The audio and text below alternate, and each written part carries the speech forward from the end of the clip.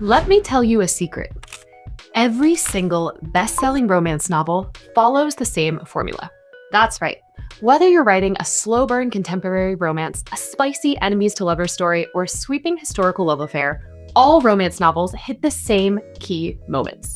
If you can master the key moments that make up the romance novel formula, your book is guaranteed to keep your readers hooked. One of my absolute favorite romance novels, Red, White, and Royal Blue by Casey McQuiston, follows this blueprint perfectly. In this video, I'm going to explain why this formula is so successful and walk you through how each of these moments works using Red, White, and Royal Blue as an example. And I'm going to show you how I use these moments to brainstorm ideas for my own romance novels. My name is Haley, and I'm an author, editor, and writing teacher who loves helping writers understand the magic behind bestsellers so they can write their own. Let's start with this.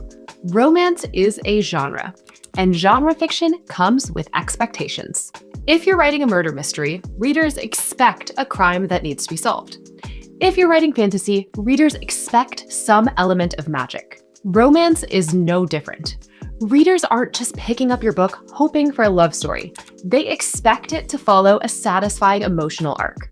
That means your story needs to hit certain moments, or else it might not feel like a true romance. If you're worried that following a formula will make your writing uninspiring or trite, don't worry. Following a formula does not mean your book has to be predictable or boring. Think of it kind of like cooking. A chocolate cake recipe might have the same basic ingredients, but every baker is going to put their own spin on it. The same goes for romance. The key moments in romance novels give you a framework to follow, but how you execute them, that is where the magic happens. Let's get into the moments. Moment number 1, introduce your romantic leads. The first moment your romance novel absolutely needs to have is actually 2 moments, when you introduce your 2 romantic leads. First impressions are everything. If readers don't care about your leads, they will not care about their romance. You want these introductions to be memorable. Show off both characters' personality, their goals, their quirks. Give the readers a reason to root for them. Pretty soon after that initial introduction, you should also hint at the characters' wounds. The best romance stories aren't just about 2 perfect people falling in love. They're about 2 people whose love helps each other heal. In Red, White, and Royal Blue, we meet Alex Claremont Diaz, the first son of the United States. Alex is charming, ambitious, and a little too full of himself. Then we meet Prince Henry of Wales, a picture-perfect royal with a brooding, reserved nature. Right away, we see their differences. Alex is outgoing and cocky, while Henry is proper and distant. But we also get hints at their internal struggles. Alex is trying to prove himself, while Henry is suffocating under royal expectations. Okay, now it's my turn. As I said at the beginning, I'm going to show you how I put each of these moments into practice with my own writing. I am working on a series of romance novels that follows a group of friends on their summer holidays. Each romance novel focuses on a different friend and a different romantic trope. The novel I'm working on today follows one of the friends as she goes back to her hometown for the summer and finds herself working at the same summer camp as her former high school nemesis. So, moment 1, I need to intro my main characters. So we'll meet my first main character, let's call her Nora, with her group of friends before they split ways for the summer. We'll see that Nora is a bit of a perfectionist, and instead of taking a fun summer holiday like all of her friends, she is going home and doing some work. Our male main character, let's call him Ryan, we meet him already back in their hometown.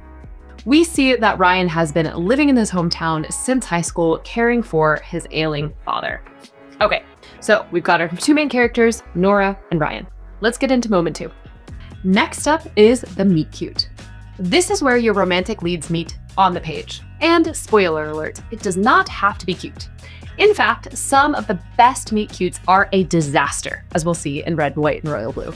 This moment should be memorable for both the characters and the reader. Sparks should fly, but they don't have to be romantic sparks yet.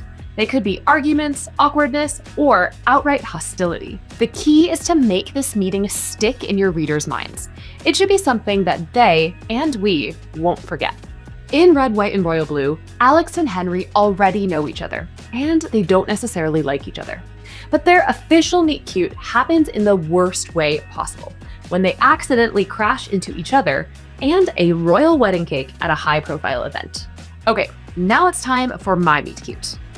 I'm going to borrow from Red, White, and Royal Blue here. I'm going to have Nora and Ryan physically run into each other when they're both out at the one bar in town grabbing a drink the night before summer camp starts. Moment 3, not gonna happen.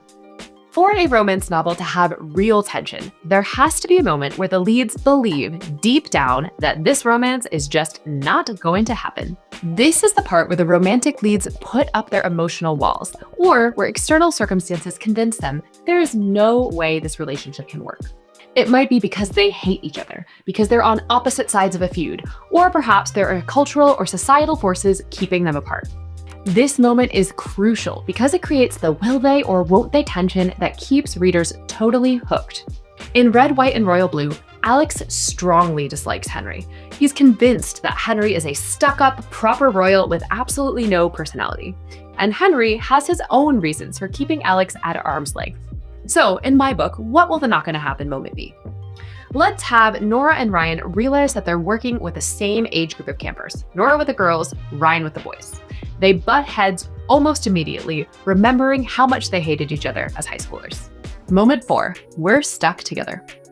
Once your characters are convinced that they cannot be together, the next step is forcing them to be together anyway. This is where you introduce a plot device that keeps the two characters in close proximity, because otherwise they'd just drift apart and you'd have no romance novel. Being stuck together gives your characters a chance to really get to know each other. It's like locking two people in a room and saying, figure it out. They might fight at first, they might annoy each other, but eventually something starts to shift. In Red, White, and Royal Blue, this is where the fake friendship comes in. After the disastrous gate incident, Alex and Henry are forced into a publicity stunt to save face. They have to pretend to be best friends, which means lots of time spent together for photo ops and public appearances. In my book, Nora and Ryan are stuck together for the duration of the summer camp. They're going to have to take their campers, who remember are the same age groups, on tons of activities together. That means going out for things like kayaking, archery practice, games of basketball, arts and crafts. Tons of face time where they start to see that maybe the other one isn't as awful as they really thought. Moment 5. Oh hey, we are in love. Your two characters are stuck together, which means they have lots of time to get to know each other. And over that time spent together, that moment of this is never going to happen becomes, this is happening. This is the moment. After all that tension, all those close calls and charged moments while they're stuck together, the two characters finally give in. This moment usually starts with a confession of love or an amazing first kiss, or something spicier if your book's tone leans that way. It's followed by a honeymoon phase, the magical, carefree part of the relationship where everything feels perfect. Think of this as the emotional high point right before everything falls apart again. In Red, White, and Royal Blue, this moment is pure magic. After spending months getting to truly know each other and dancing around their feelings for way too long, Alex and Henry finally kiss. Their first kiss is electric, and for a while, everything between them feels perfect. In my book, I'm going to have Nora and Ryan have their first kiss while they are monitoring their campers who are off on a solo overnight. Let's have them sitting outside around a fire pit, looking at the stars, and all of a sudden they look over, lock eyes, and realize they've actually been falling for one another. Moment 6, pump the brakes. But of course, the magic can't last. At least not yet. Just when things are going well, you need to throw a wrench into the relationship. Something tears them apart. Maybe it's a betrayal, a misunderstanding, or external pressures pulling them in different directions. Whatever it is, it should feel devastating. Your readers should be heartbroken right along with your characters. But here's the key. This break has to be temporary. It's a setup for the emotional payoff that's coming in the next moment. When Henry and Alex break up in Red, White, and Royal Blue because of the public scrutiny and intense pressure on them as future public figures, it is heartbreaking. And in the aftermath of their separation, we see both characters struggling to cope without each other. In my book, I'm going to have Nora overhear a conversation between Ryan and his little sister. She'll hear him say something about how his relationship with Nora isn't all that serious, which sparks a lot of doubt in her because she's truly been falling for Ryan.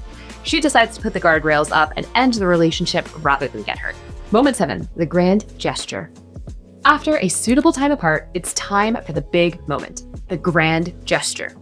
This is where one or both characters decide to fight for their love. It is the scene where everything is laid on the table. Think about your favorite romantic movies. Someone holding a boombox outside a window, running through an airport, or giving a heartfelt speech at the most dramatic possible moment. The grand gesture is all about taking a risk.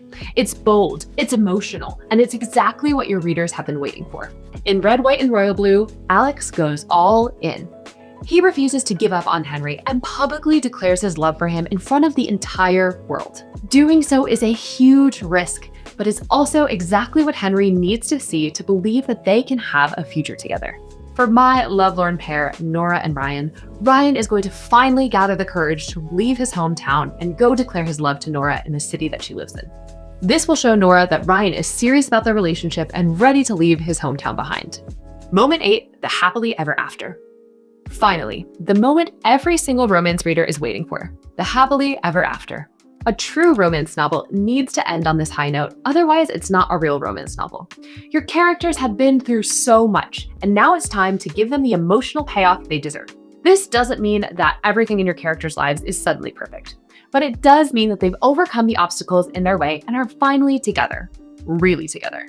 In Red, White, and Royal Blue, Alex and Henry find a way to make it work. Despite all the challenges, they choose love and each other. The book closes with Alex and Henry embracing their future together, filled with hope and possibility. For my pair, Nora and Ryan, we zoom into the future to see them living together in the big city. Ryan's got a new job in the city, Nora's back with her friends, and we see them dreaming about the future together, which just might include another stint at the summer camp in the next year. So there you have it. A broad structure for a romance novel using the 8 key moments every romance novel must have. This is definitely not a complete outline, but it gives me a good direction that I can use to explore more, either by starting to write or continuing to outline in more detail. I hope you found today's video helpful. Let me know in the chat, which of these moments is the most fun for you to write? If you enjoyed this video, be sure to check out my video exploring the romantic chemistry between Jamie and Claire in Outlander. That will tell you how to create a romance couple with real tension. Make sure you also give this video a like and be sure to subscribe to StoryLab so you never miss another bestseller breakdown.